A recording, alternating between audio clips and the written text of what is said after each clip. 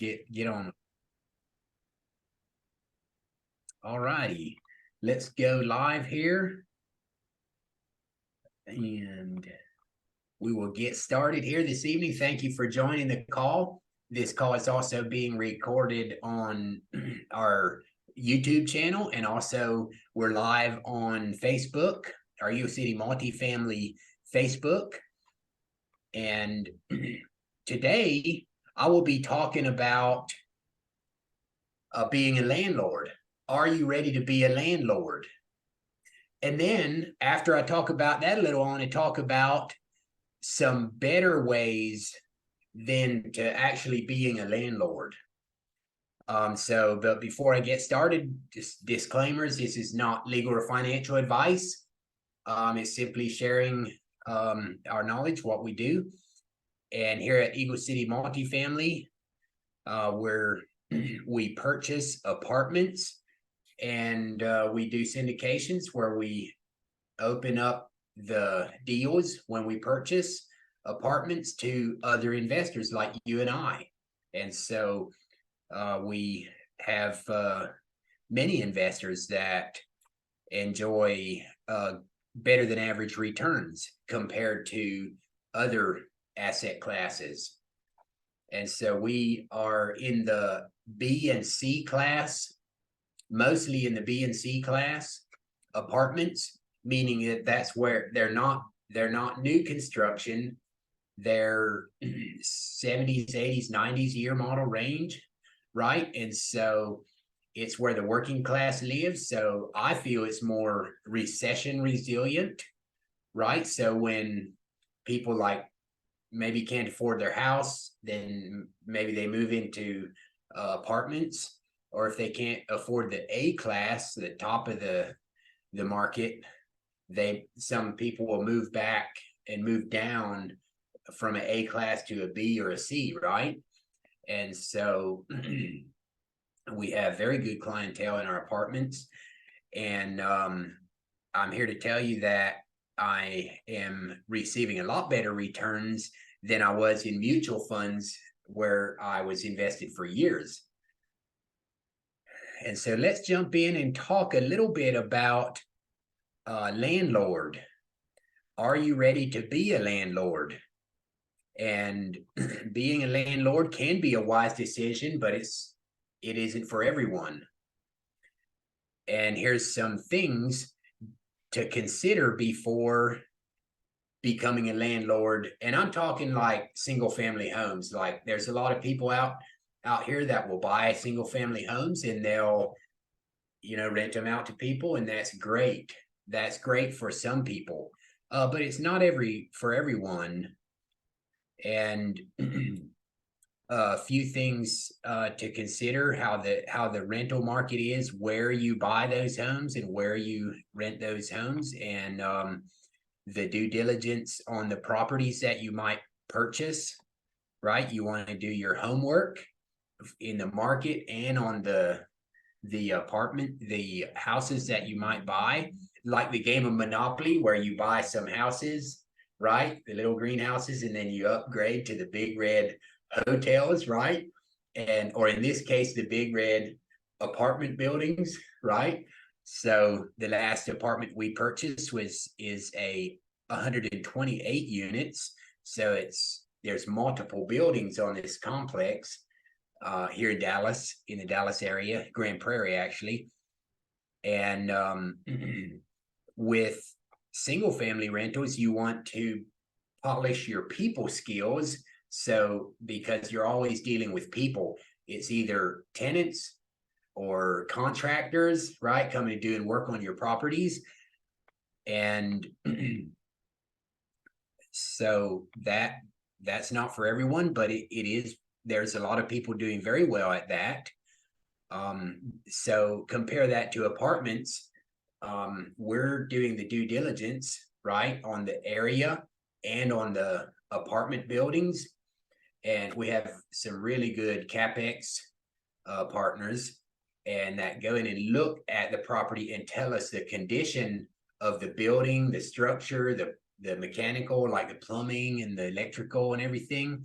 and we get really detailed reports on before we purchase a building, right?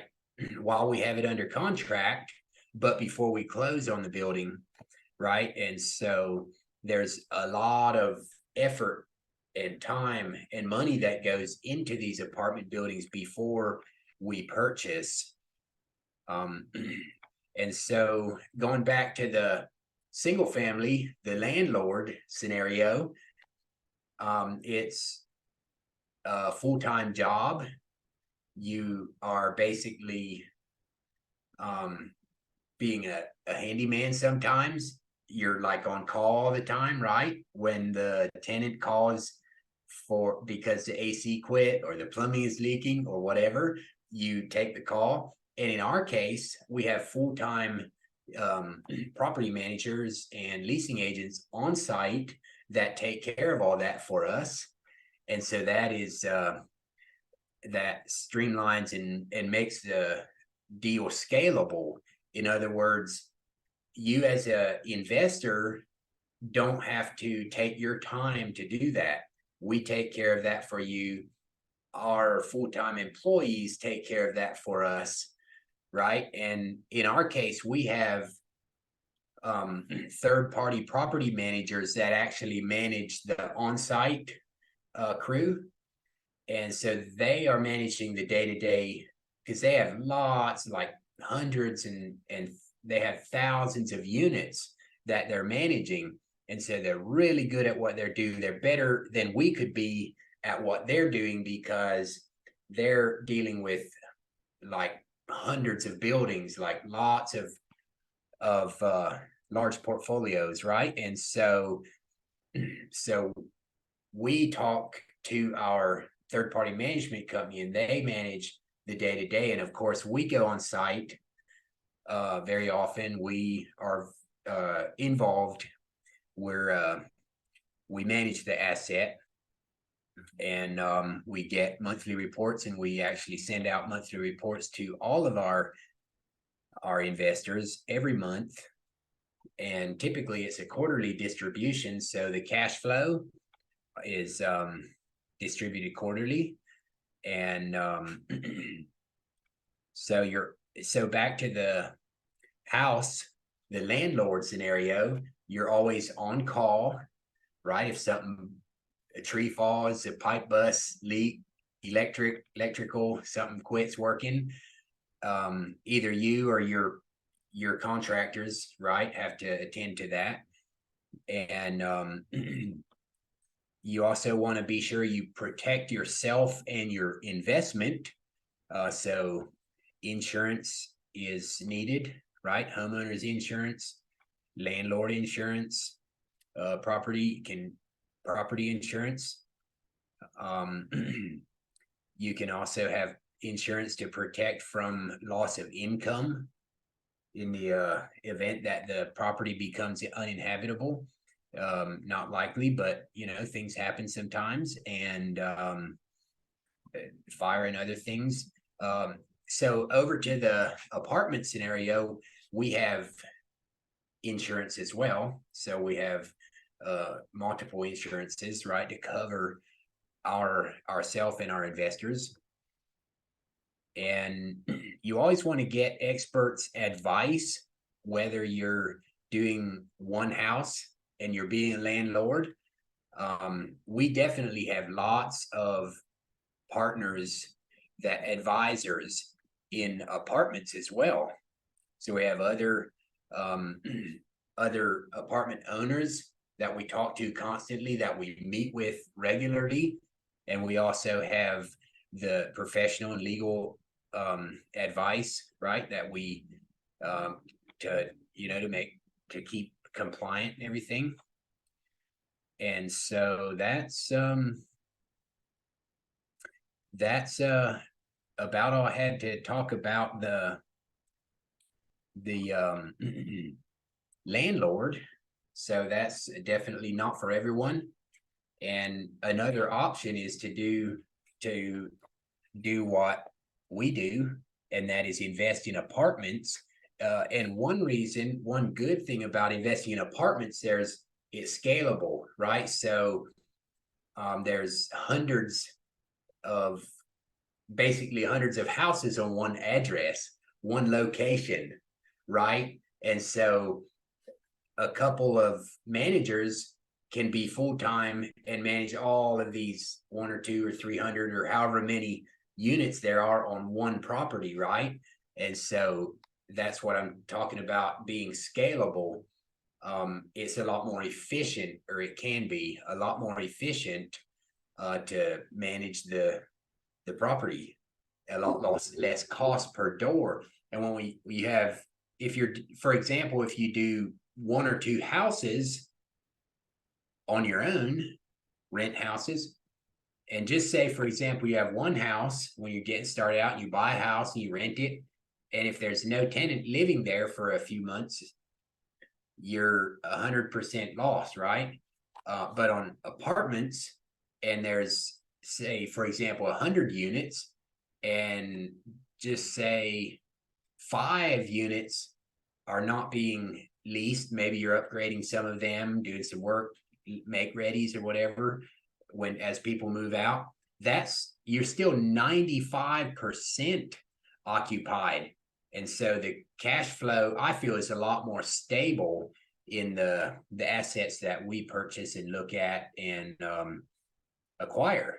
So that's Chris, do you have any thoughts here?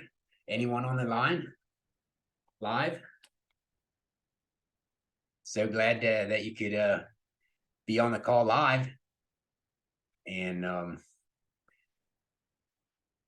so that about wraps it up for today. So I've got a question. If you so you're in charge of you're an investor in the property, and so I'm sure you have multiple project managers in different apartments. And so do these project, or not project managers, these Property managers? Sorry? Are you referring to the third-party property management? Yeah, the property managers. So all management companies you deal with are large enough to, say if you own like 10 apartment complexes. So the ones you work with, they're all large enough to put enough people to work on those, all of them, all 10 apartment complexes, or how do they do that?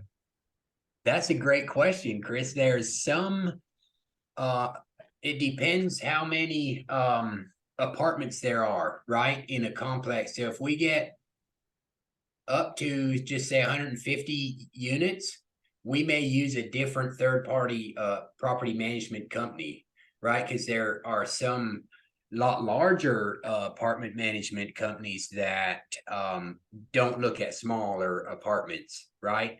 So if there's 2 to 500 unit, for example, we'll probably hire a different third-party property management company than we would if it's maybe less than 100 units on a deal.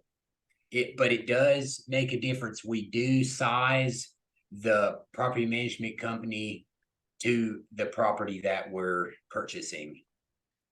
That's right.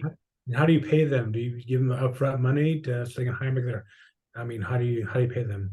That's a great question, Chris. We pay a percent of the monthly revenue, right? So yeah, so that's how, if they can improve the income, then their profit goes up, right? Their income goes up.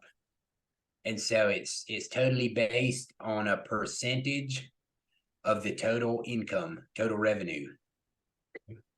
Yeah. So they want the property to be fully occupied, right? Because if it's, just say, 70 or 80%, like low occupancy, then they're not making near what they are if it's 95, 100% occupied, right?